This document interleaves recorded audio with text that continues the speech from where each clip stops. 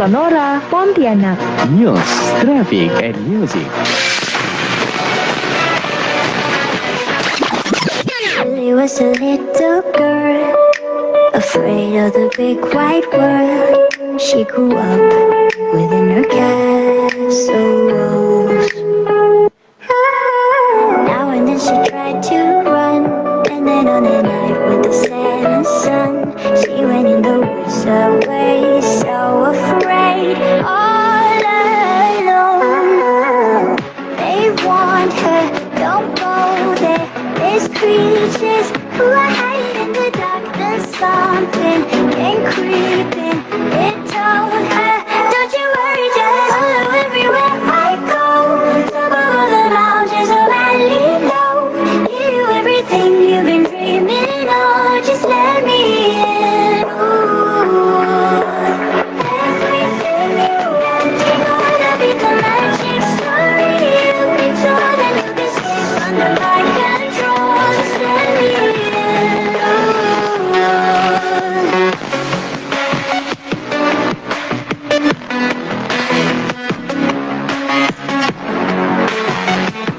Just let me in.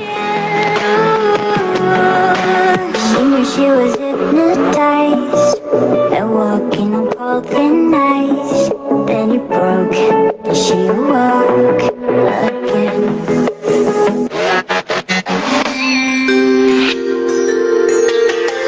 Sudah pukul 14 waktu Indonesia Barat.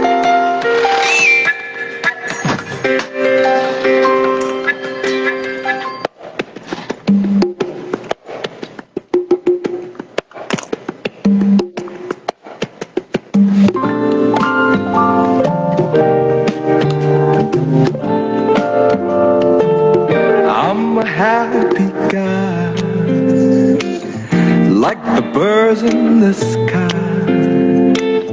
Oh, the world is mine, and every day sun shines. Oke, sahabat Sonora di 96,7 FM Sonora Pontianak ya. Seperti yang saya sudah sampaikan di awal bahwa kita akan bincang-bincang seru nih bersama Bro Eza Agustian dari Head of Marketing Nyata Manajemen. Ya, pastinya sahabat tahu dong kondisi saat ini kita sedang PPKM mikro ya, artinya PPKM darurat untuk saat ini ya. Jadi kita ingin tahu nih pengalaman dari teman-teman ya selama PPKM darurat dilangsungkan di Pontianak ya, dan juga beberapa wilayah Kalimantan Barat dan juga mungkin Indonesia bahkan ya sahabat Sonora.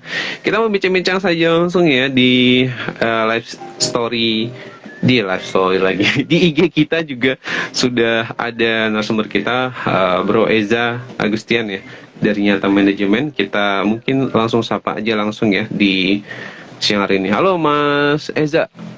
Halo. Apa kabar nih Bang Eza? Baik, alhamdulillah baik. Sejauh ini sehat dan pastinya berusaha untuk tetap sehat di kondisi sekarang. Oke, Mas Eza, gimana nih selama PPKM darurat ngapain aja nih yang aktivitas dilakukan? Nah, selama PPKM darurat ini sih kegiatan seperti kurang lebih seperti biasanya sih, tapi ada beberapa kegiatan tuh yang emang dimundurkan jadwalnya untuk beberapa. Karena kita bergerak di bidang event dan wedding organizer, ada beberapa kegiatan itu yang memang dimundurkan sampai dengan yang tidak ditentukan. Oke, gimana nih untuk Mas Eza sendiri, tapi sekarang di kantor ya, posisi sekarang Ya, ya? lagi di kantor, lagi di kantor. Lagi di kantor. Dari rumah ke kantor aman jalannya, lancar. Pastinya kalau seperti beberapa hari ini saya kebetulan nginep di kantor mau nggak mau karena ada beberapa jalan yang ditutup dan juga karena rumah cukup jauh dari kantor jadi ada beberapa teman-teman juga di kantor yang menginap supaya tidak menimbulkan eh, keterbatasan lah kalau untuk bekerja karena ada beberapa saya dan beberapa teman-teman yang menginap.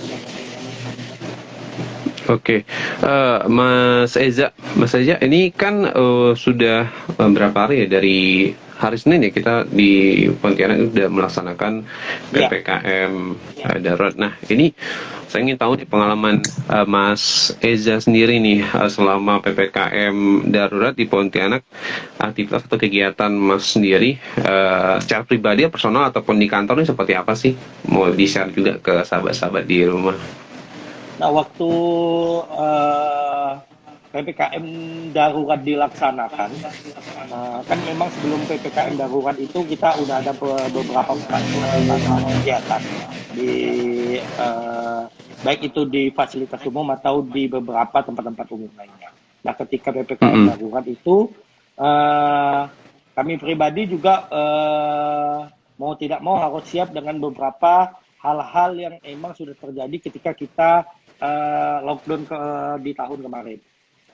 Nah, jadi kami berinisiatif sendiri karena melihat banyak sekali yang terdampak dari PPKM darurat dan juga banyak sekali para pedagang dan juga warga-warga yang isoman yang kehilangan mata pencahariannya. Jadi kami sendiri langsung mengambil inisiatif bagaimana untuk kita membantu kawan-kawan yang terdampak PPKM dan yang isoman yang hilang mata pencahariannya atau yang dirumahkan gara-gara PPKM. Oke, Nah, ini kan saya dengar-dengar kemarin. Ya lanjut, bro. Nah, maka dari itu berinisiatif buatlah semacam bantuan yang kita inisiasi bersama-sama di kantor untuk paling tidak sih. Ini tidak muluk-muluk sih, niat kita di kantor ini tidak muluk-muluk. Kita niatnya itu benar-benar ingin meringankan beberapa teman-teman yang terdampak dengan PPKM darurat ini. Oke, ini kalau boleh tahu Bro Eza, inisiasi dari teman-temannya manajemen sendiri berarti kan untuk membantu saudara-saudara kita yang mungkin terdampak dari pandemi COVID-19 sendiri. Ini kalau boleh tahu berapa tim sih Mas Eza yang melaksanakan kegiatan ini? Ini aksi nyata ya, bisa dikatakan seperti itu. Iya, nah kalau untuk tim kami bekerja sama untuk karena kami ada beberapa divisi di kantor, ada divisi event organizer, divisi wedding organizer, dan juga media creative service. Nah itu saling membantu untuk melangsungkan inisiasi ini. Jadi dan juga kami juga alhamdulillahnya mendapat banyak sekali bantuan dari para relawan juga yang mengantarkan paket-paket sembako ini ke tempat-tempat para penerimanya. Jadi bukan hanya kami sendiri di kantor ini, tapi ada beberapa teman-teman dari luar kantor kami, teman-teman yang biasanya kita nongkrong dan ngopi bareng, tapi kita ini ganti nih, yuk kita adakan inisiasi untuk aksi Posko Nyata Peduli ini. Oke, Bang Eza, tujuannya kemana aja sih Mas Eza untuk bantuan atau aksi nyata yang dilakukan teman-teman nyata manajemen? Nah, tujuannya itu seperti yang awal saya bilang, itu intinya itu bagi para kepala keluarga, misalnya kepala keluarga yang positif terdampak COVID-19, yang harus isoman, otomatis mata pencahariannya hilang karena harus isoman kurang lebih 14 hari. Itu salah satu yang kita target untuk kita bantu. Yang kedua, ada beberapa teman-teman juga yang mungkin karena PPKM mau tidak mau tempat dia bekerja ditutup sementara atau dirumahkan. Nah, atau diliburkan secara mau tidak mau tanpa ada mendapatkan istilahnya gaji dari tempat kerjanya karena emang dirumahkan, karena kita tidak bisa menyalahkan tempat usaha dan sebagainya karena harus menutup, otomatis pendapatannya tidak ada. Nah, maka dari itu juga yang menjadi tujuan dari aksi kita untuk kita bantu. Oke. Itu. Kalau boleh tahu, Bro Eza kemarin daerah mana sih dari teman-teman yang disasar kemarin? Wilayah mana? Nah, itu kebetulan dari yang kita saring dan kita list karena menghubungi di admin kita langsung di poster yang kemarin kita upload itu beragam. Alhamdulillahnya ada beberapa hampir mencakup kota Pontianak dan sekitarnya. Ada yang di Kabupaten Kuburaya, di Pontianak Utara, Pontianak Barat, Pontianak Timur, sampai dengan ada Sungai Rengas kalau nggak salah. Nah, jadi walaupun tidak banyak paket sembako yang kami bagikan kemarin hanya 50, tapi kami betul-betul menyaring siapa saja yang betul-betul butuh, dimanapun tempatnya, ada teman-teman relawan yang mengantarkannya sampai ke rumahnya masing-masing. Ya, jadi memang ini sudah distrukturkan oleh teman-temannya atau manajemen ya, sendiri untuk memberikan bantuan ini. Itu kalau boleh tahu, udah planningnya udah berapa lama sih, Mas? Bang Eza? Enggak lama sih, ketika PPKM, kan kita PPKM daruratnya Senin, kebetulan sebelum PPKM darurat kami masih ada beberapa kegiatan yang bersifatnya virtual. Nah, ketika PPKM darurat kita melihat ini pasti akan terdampak lagi seperti tahun sebelumnya, banyak sekali teman-teman kita yang hilang mata pencariannya, yang betul-betul emang ada corona, ada pandemi atau tidak ada pandemi, ini emang udah susah, ditambah pandemi ini lebih susah lagi pastinya. Kenapa tidak kita inisiasi? Kebetulan alhamdulillah koordinasi dengan satu tim di kantor, kita memiliki rezeki lebih, kenapa tidak kita bagikan atau berbagilah untuk meringankan kawan-kawan. Nggak lama sih, dari mungkin Senin, Selasa kita langsung jalan kemarin. Oke. Bro Eza, ini dalam bantuan atau aksi nyata yang dilakukan Mas Eza dan juga teman-teman nih, ini bentuknya apa saja sih, Mas Eza? Boleh tahu? Nah, kalau bentuknya sendiri yang kami bisa lakukan kemarin, yang hanya bisa kami lakukan walaupun tidak banyak, itu membagikan paket sembako dan ada uang tunai secukupnya dalam paket sembako itu. Seperti itu. Jadi kami list siapa saja penerimanya, paket sembakonya kami kirim ke tempatnya masing-masing. Seperti itu. Oke. Ini kalau kita melihat ini sudah masuk ke hari kelima berarti ya untuk PPKM darurat sendiri, Mas Eza. Ya, apakah tadi dari Mas Eza sendiri yang membagikan bantuan ke teman-teman yang membutuhkan nih, bekerja sama dengan siapa saja nih, Mas Eza?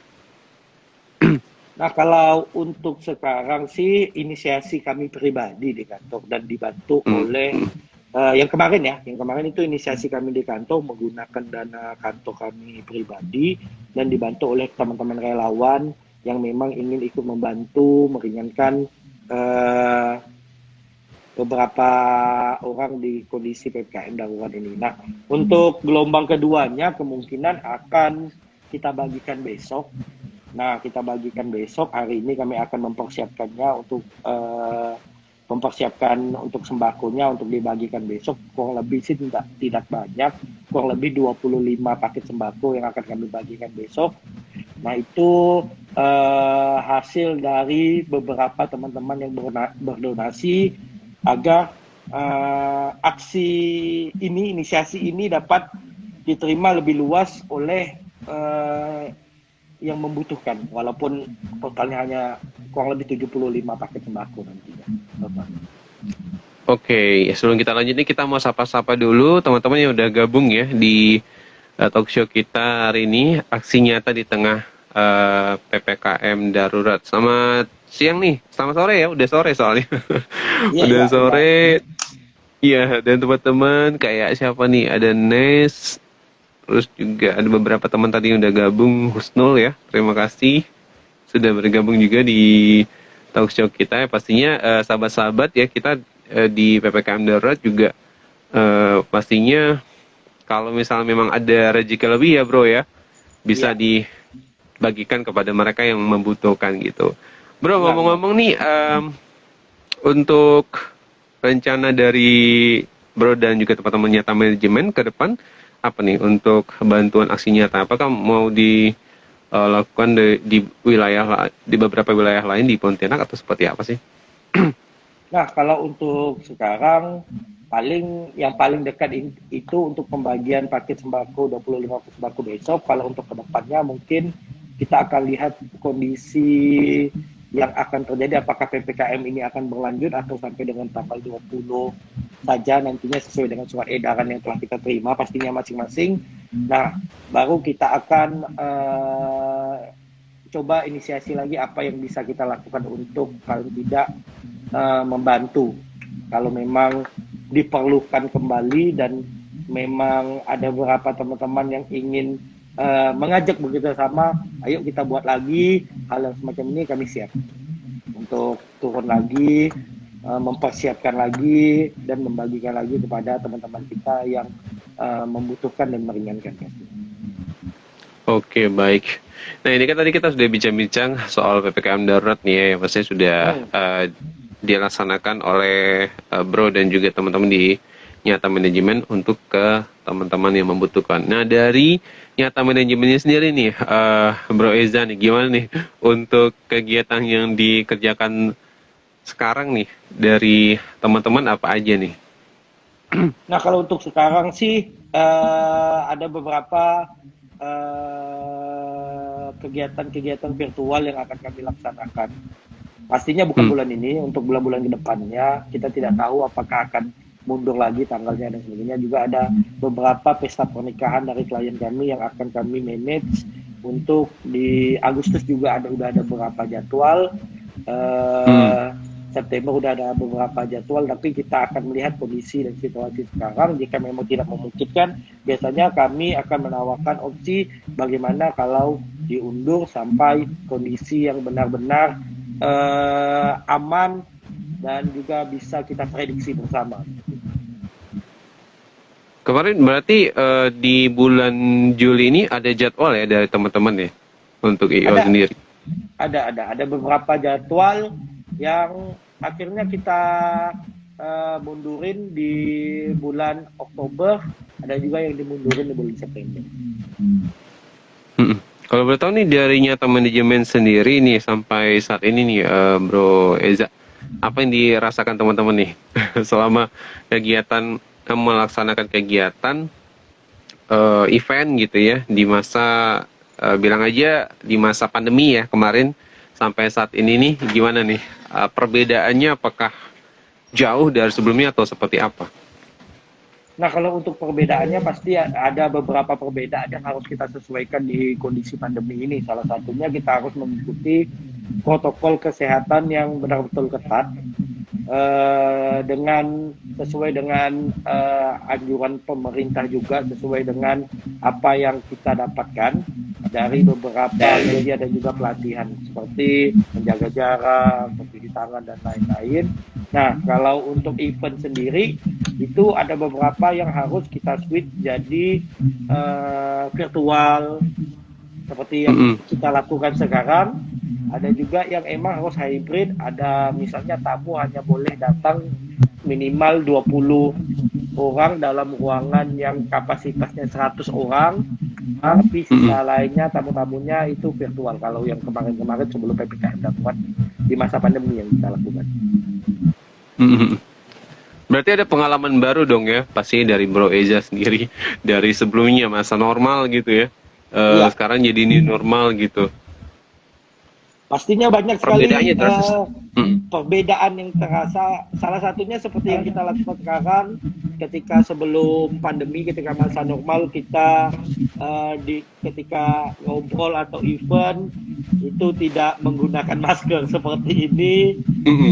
Sekarang harus menggunakan masker, paling tidak tim kami harus menggunakan sarung tangan dan juga harus menyiapkan item-item tambahan seperti cek suhu, hand sanitizer, dan beberapa hal-hal yang lain untuk betul-betul menjaga protokol, untuk menjaga kitanya sebagai tim yang bekerja dan juga menjaga klien kita. Sejauh ini dari komentar customernya Mas Eza sendiri gimana tuh untuk ini, atau membiasakan gitu loh untuk event sebesar wedding? Ya, pastinya untuk beberapa klien juga sudah mengerti karena kondisi kita seperti sekarang. Malahan ada beberapa klien yang betul-betul intens sekali berhubungan dengan kita mengenai protokol kesehatan yang akan kita laksanakan. Kendalanya apa nih bro semasa event kemarin berlangsung di masa pandemi lah gitu? Apa tuh kendalanya yang harus diantisipasi oleh bro sendiri dan juga teman-teman nyata manajemen? Kendalanya pastinya memastikan protokol kesehatan itu berjalan lancar dan juga pastinya memastikan untuk para klien baik itu event ataupun wedding yang berjalan itu sesuai dengan jumlah orang yang kita diperbolehkan. Nah, maksudnya diperbolehkan sesuai dengan protokol kesehatan. Makanya ada beberapa acara atau event atau wedding yang kita bagi sesinya, misalnya hanya boleh di sesi pertama datangnya cuma 100 orang, lanjut di sesi selanjutnya hanya 100 orang, hanya tidak boleh mengundang banyak orang dalam satu tempat supaya tidak berkerumunan. Oh, seperti itu. Jadi memang teman-teman ini memang memperhatikan protokol kesehatannya dan agak kewalahan juga ya untuk meyakinkan orang gitu ya, dan juga apa sih istilahnya membiasakan dengan kebiasaan baru seperti ini. Kebiasaan baru seperti ini dan alhamdulillahnya karena edukasi yang diberikan oleh berbagai pihak juga baik ketika pandemi, rata-rata klien baik itu instansi ataupun perusahaan ataupun pribadi yang sudah bentuk wedding itu udah mengerti semua tentang protokol kesehatan yang ingin kita jalani. Pasti bro ini juga ya mendapat surat izin juga dari pihak-pihak dinas gimana kalau misalnya menyelenggarakan event gitu. Nah, pastinya kita bekerja sama dengan berbagai pihak untuk terselenggaranya event. Misalnya ada event dan sebagainya, biasanya kita menyurati Satgas Covid untuk setiap kita pelaksanaan event, dan juga ada beberapa pihak seperti kepolisian dan lain-lain yang juga kita surati ketika kita ingin mengadakan sebuah acara agar sesuai dengan protokol dan tidak melanggar apa yang telah disepakati kita bersama lah, supaya pandemi ini tidak berjalan dengan tidak banyak memakan korban kembali ketika kita harus melaksanakan kegiatan di luar rumah. Oke. Nah ini bro, ini kan di masa PPKM darurat memang segala kegiatan yang berbentuk pesta atau keramaian itu di-stopkan sementara waktu ya. Nah, ini dari bro sendiri mungkin nanti kalau misalnya udah kembali dilepaskan status PPKM daruratnya, ada tips nggak nih dari salah satu orang event atau IO kepada teman-teman yang mungkin pengen tahu nih tips-tips atau kiat-kiatnya agar memang memastikan acara itu berlangsung dengan prokes yang benar, terus juga jumlah kuantitas dari masyarakat yang orang-orang yang diundang gitu, seperti apa teknis dari pelaksanaan itu sendiri. Mungkin ada kiat-kiat dari Bro Eza sendiri. Nah, kalau dari kami pribadi, dari nyata manajemen yang pastinya turut prihatin terlebih dahulu ya Mas ya kepada teman-teman yang mungkin berdampak sekali oleh PPKM darurat ini. Dan ketika PPKM darurat ini selesai dan ada beberapa mungkin dari teman-teman yang ingin mengadakan acara di luar rumah dan berkegiatan di area-area umum, paling tidak harus betul-betul menjaga protokolnya, menjaga sesuai dengan surat edaran baik itu dari Dinas Kesehatan Kota atau Wali Kota Pontianak, supaya kita tidak asal menyelenggarakan acara hanya untuk senang-senang, tapi kita juga harus memikirkan juga dampak jika protokol kesehatan ini tidak kita jaga dengan baik.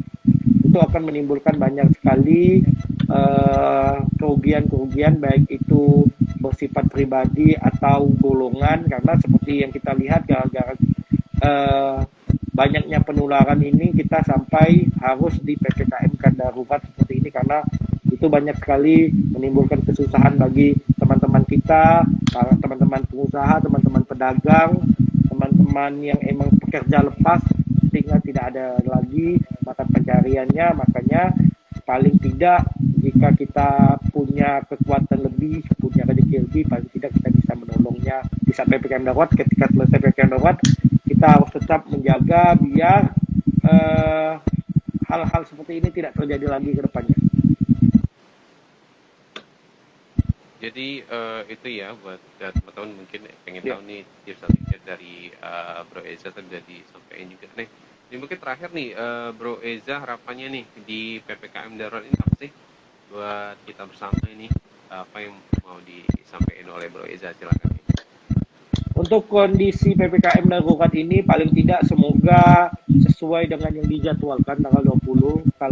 Kalau memang tidak ada kendala dan peningkatan penularan dan juga penyebaran pandemi ini memang stagnan, semoga tanggal 20 ini sudah selesai.